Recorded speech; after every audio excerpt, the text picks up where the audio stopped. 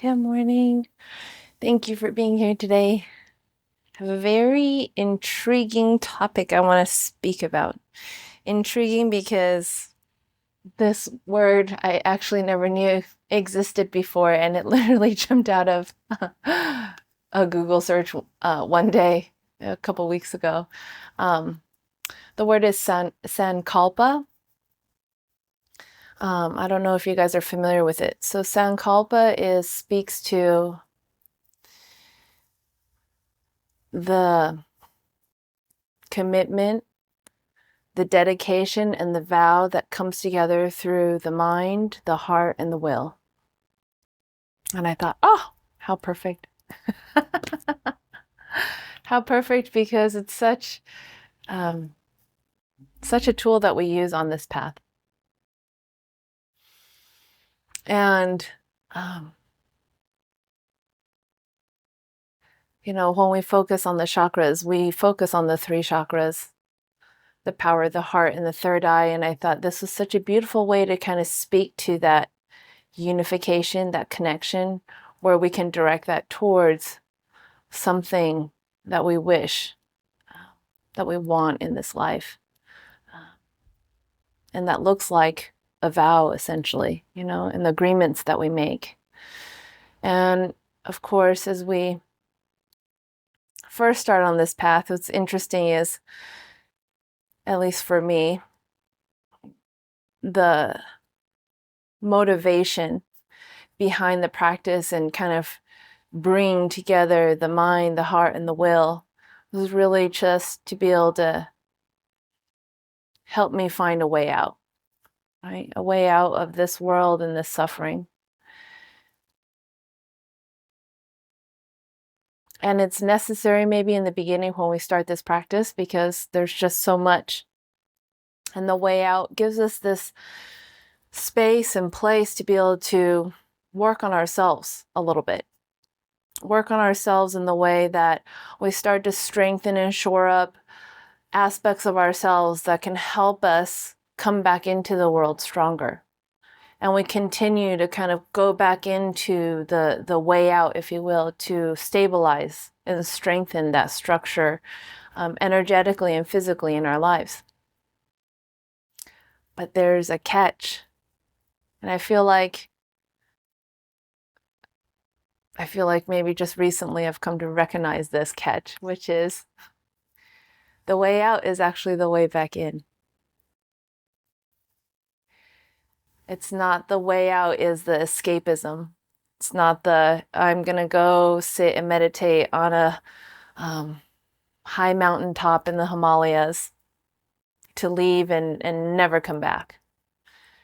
The way out, when we sit in a day-to-day practice in our own homes, amidst working, amidst living, amidst training and exercising our bodies and relationships and families, is we leave for a brief moment, and when we leave our meditation cushion, it takes that strengthened, stabilized energies of our practice and we bring it back into this world. And it's almost kind of a jarring concept to look at. Jarring in the sense of, if you have felt for so long, like myself, that I wanted a way out and this was my way out, and all of a sudden someone tells you, well, the way out is actually the way back in, but deeper, you think, shit, do I really want to get out now? So this is an interesting play that happens. And the answer, if I was to sit with, myself, is yes, I still want to get out. And the getting out, recognizing, oh crap, maybe that means that's me also coming back in. What does that necessarily look like? Without feeling somehow overwhelmed by that. Because, the escapist, avoidant mindset is, if I get out, then I'm relieved of XYZ. maybe put a label on that and call that suffering and call that pain. And if we have practiced for a little bit on this path, we come to recognize that even though we may feel brighter, happier, maybe a little bit more peaceful when it's more turbulent for others in the world, that life doesn't necessarily get any easier. And the practice you have to continue to go back into to kind of draw upon that well. But then slowly over time, as you play with coming back into the world when you get off your meditation cushion and maybe feeling sometimes overwhelmed, sometimes also a little bit under turbulence yourself, that after you've processed that the energies of that turbulence, maybe it was a incredibly powerful solstice energies, that you feel internally strengthened and further motivated on an even deeper level of coming back into the world and sharing, maybe teaching, maybe it's just living and being your life so that others can, I wouldn't even know if they would see it. You know, some people don't always see it. It's almost like they just kind of feel it, and feeling maybe is not even the right word.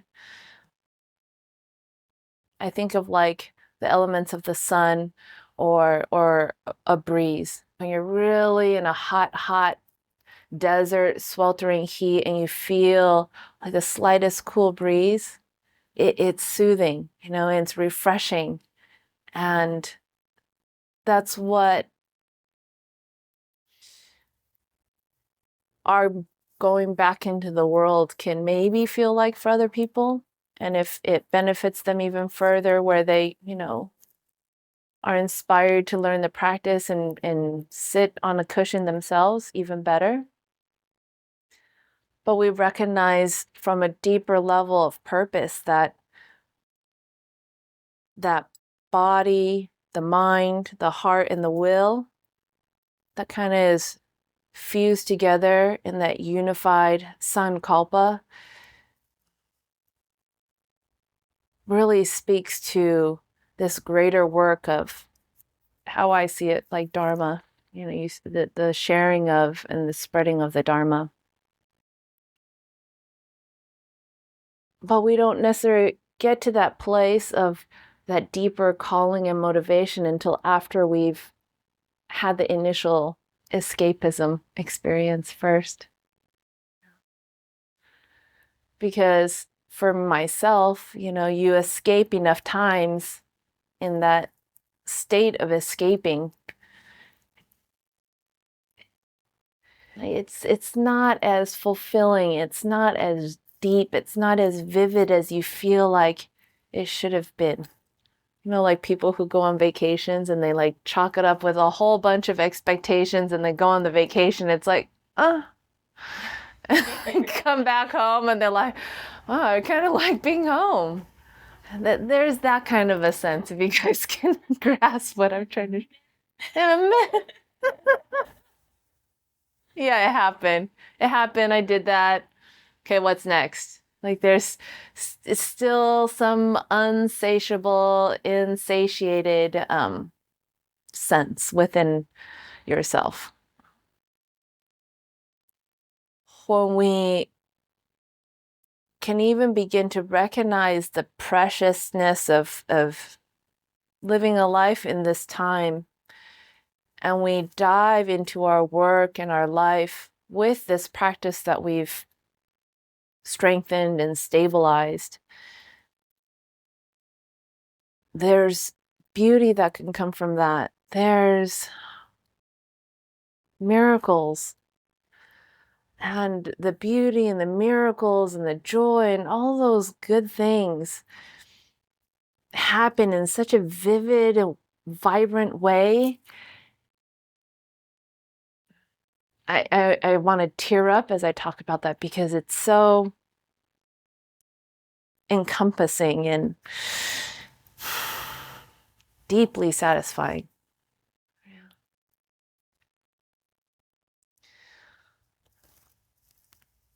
And I think one of the beauties, unique or not unique, aspects of this lineage is we do sit and we cultivate and we look deeper into our hearts. And when we take the mind and the will, it's kind of like we're putting what our heart has discovered in our sitting practice out into the world. And for some, like myself, just to start somewhere and being able to kind of hone what I was experiencing in my meditation sitting practice was, martial arts and or physical practice that helped to start ground that into the body, into this dualistic world. And it becomes this amazing practice and this powerful tool if we can understand this sankalpa that we have garnered within the deepest parts of our being, the mind, the heart, and the will. And I think, my goodness, you think of three aspects of something, and for me, the shape that takes place is like a triangle. In the martial arts world, the triangle is a pretty stable structure. When you take a stance in a martial arts dojo, specifically in Aikido, it's a Hamni stance. And the Hamni stance is essentially a front foot is placed forward, and then there's the back foot slightly behind. And then your center of gravity is roots into the earth, and it forms essentially the shape of a triangle.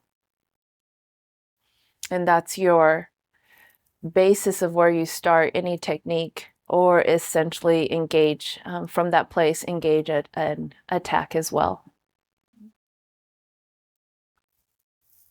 So any questions on that? It's not an easy concept to swallow if we're really attached to and hung up on the escapism. That can be really, really jarring for someone to hear that. What? The way out is to come back in? Fuck that! No way! They might go instead use like drugs or something to like trip out. I chuckle and there's laughter in this path, absolutely, because I think it's like the greatest joke we could ever play on ourselves, but we don't know it. It is.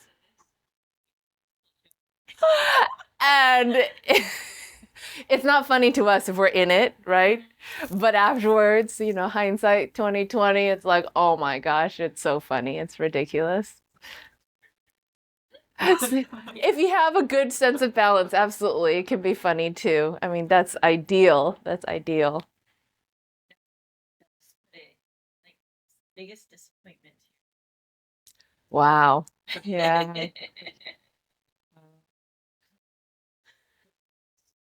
Like this big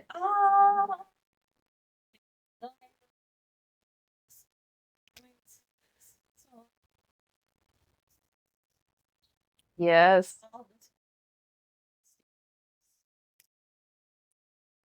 Yes.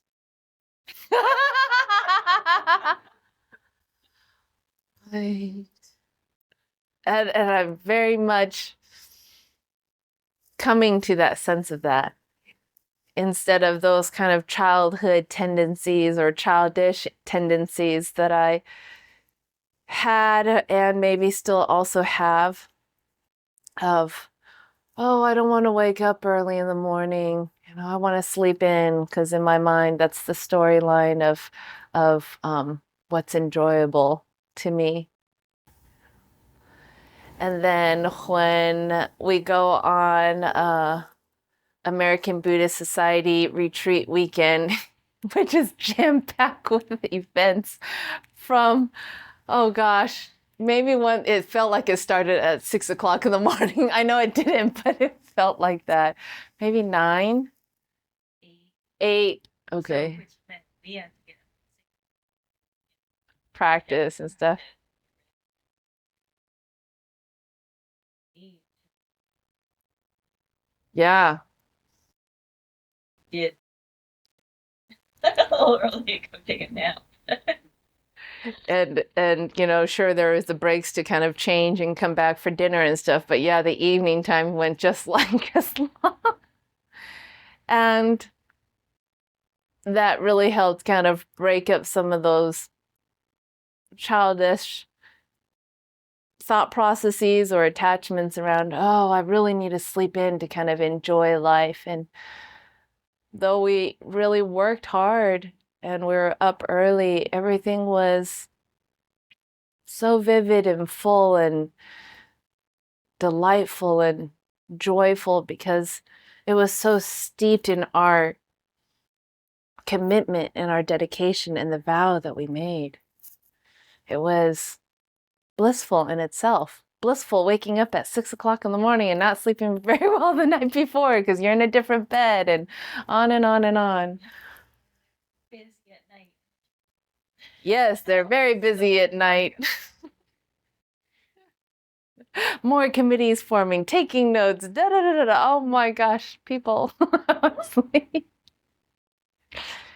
So it's this beautiful, funny, hilarious dance of eternity and how she plays with us, especially with our ego and what it thinks it knows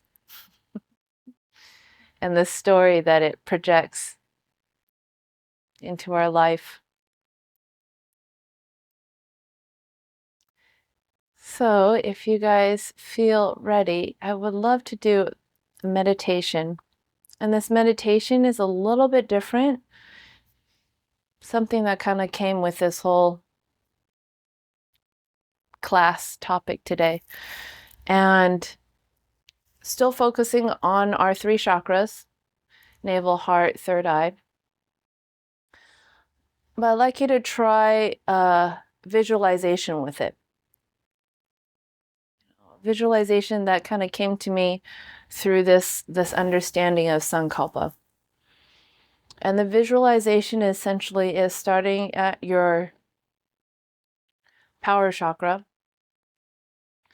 You're imagining this is the ground and the mud of where your lotus flower is rooted in.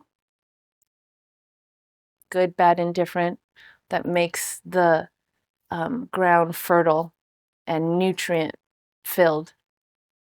And from that navel chakra and the visualization of all the mud and stuff, gathering of the nutrients, you bring it to the second song in your heart chakra.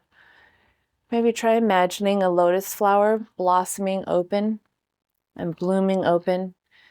And when the lotus flower is blooming open, feel that connection that it's drawing from its roots, from the mud, from the navel chakra, all the nutrients up into the heart center as it blossoms and blooms more and more open.